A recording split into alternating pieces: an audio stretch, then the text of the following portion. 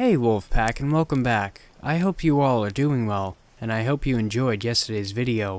I enjoyed those stories quite a lot. Today, we're listening to I'm a Doctor Who Studies Sleep. One of my patient's dreams doesn't make any sense, by Astrophile. With that said, whether you're sitting around a campfire, on the night shift, or even laying in bed, let my voice soothe your nightmares.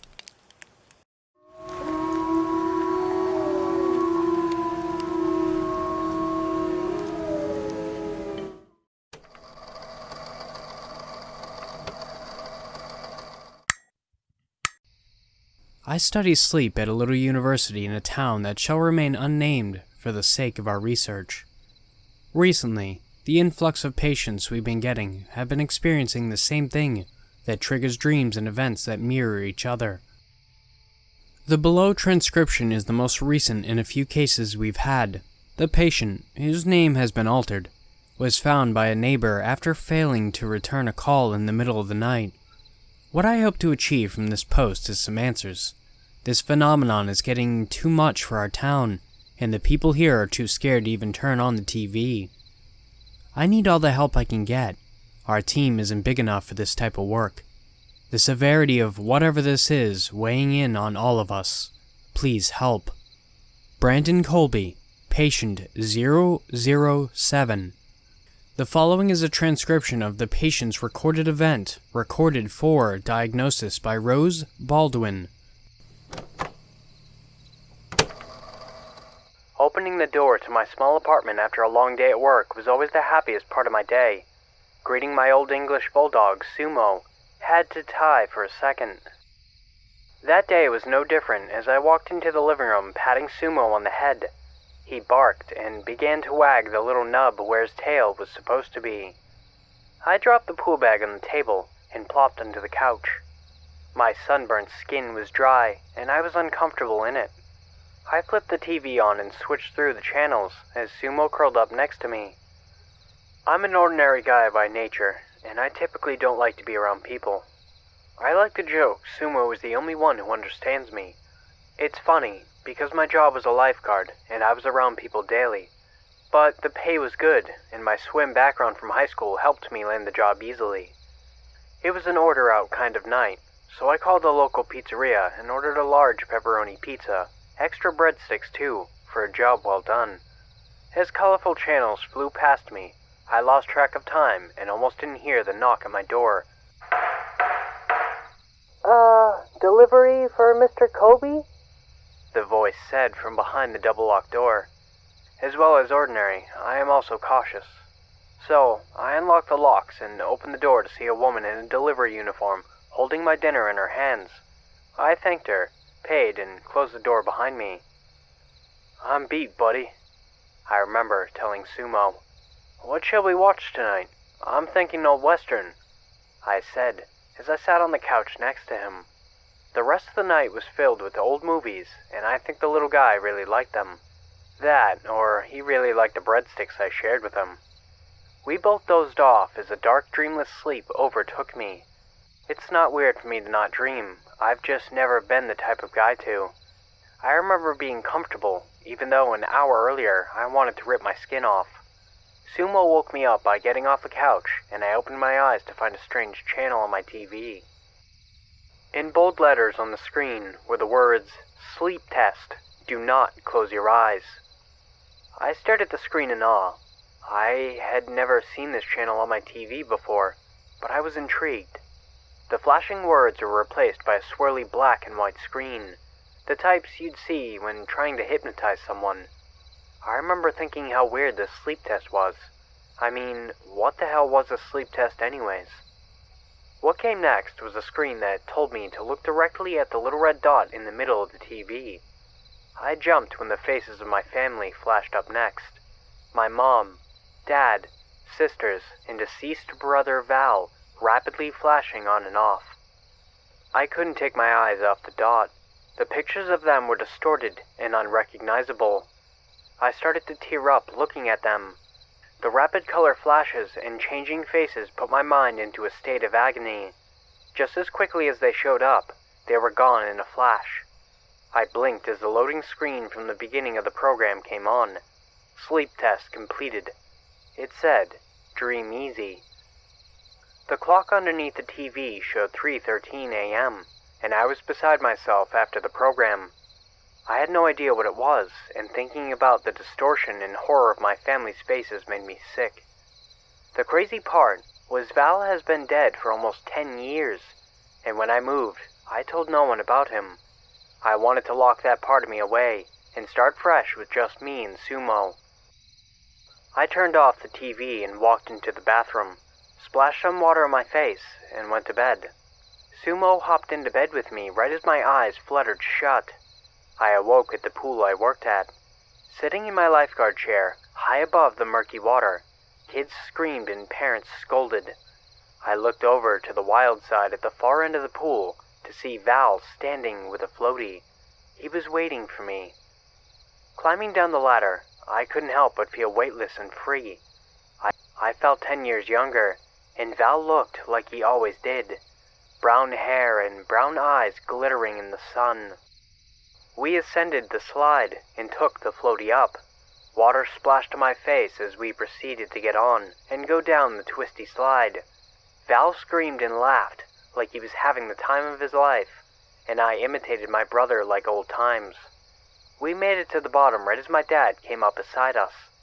"You boys go take a walk. We'll be leaving soon," he said, walking away with my youngest sister.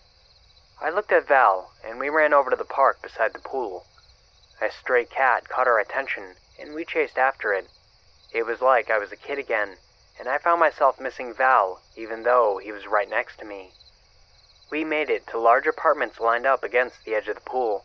I found a cigarette lighter and messed around with it as Val began to find all sorts of strange things, like razor blades and used needles. I began to feel sick, and it seemed like the world became darker. A man in a janitor's uniform approached us and asked if we knew where all of that stuff came from. Of course, we said we didn't. I remember him saying he had something more fun to show us and called for us to follow. We walked with him for what seemed like ages, and the sun began to set. Instead of the pool yard, we winded up at the park and made it to an abandoned food court area that I had never even seen.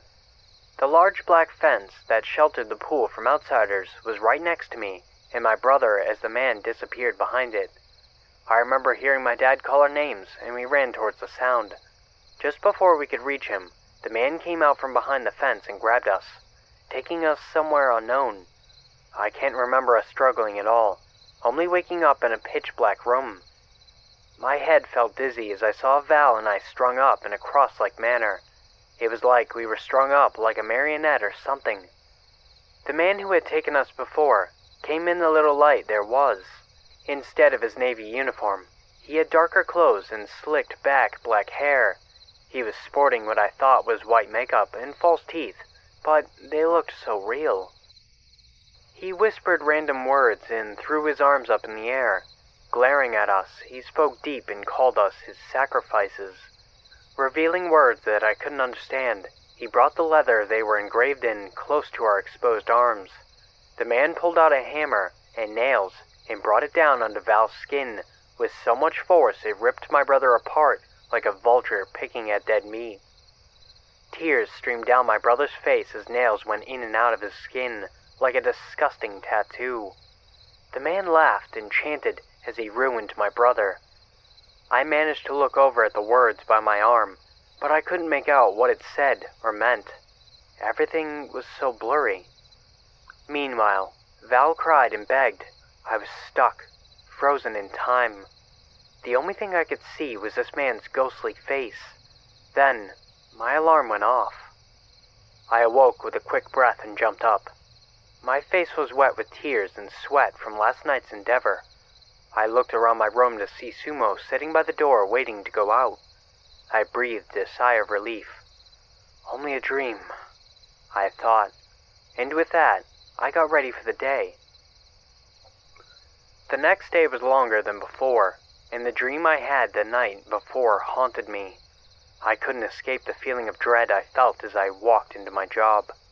I must have not looked so hot, because the manager asked me if I wanted to take a sick day. Truly, I didn't feel the greatest, so I took her upon her offer and traveled back to the safety of my home to sit on the couch with Sumo for the rest of the day. I strolled down the busy street, but people's faces looked a bit off, like a simulation of some sort. I was dizzy. The faces were distorted and just flat out wrong. It was scary, and all I wanted to do was get back to Sumo. I quickened my pace as I passed a group of people in dark clothes. Sumo kissed me as I walked through the door and made it to my couch.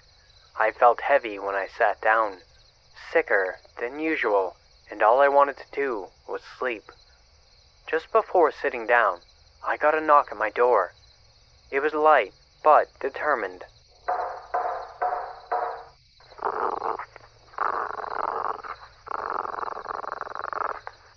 Sumo growled as I opened it. The last thing I remember is being struck in the head with an object. I woke up to Sumo's lifeless body. His fur was drenched in blood and matted. I watched my best friend take his last breath that day. I remember looking around to see my apartment ransacked. I was pinned to the ground by some force, and my arms were in a T-pose.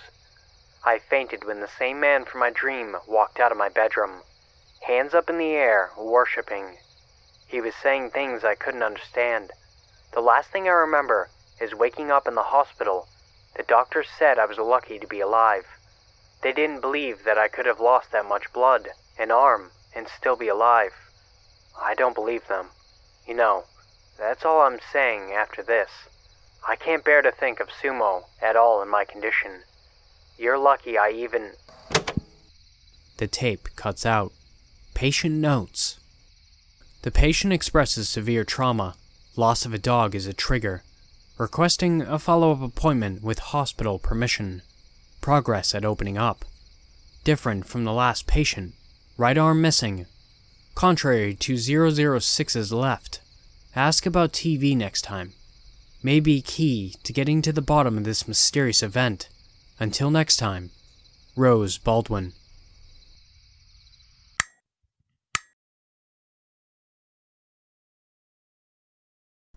Thanks for listening, Wolfpack. If you want to submit your own story, the links for my email and subreddit will be down below.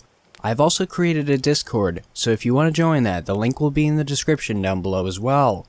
Don't forget to like, share, and subscribe. And with that said, have beautiful nightmares, and I will see you next time.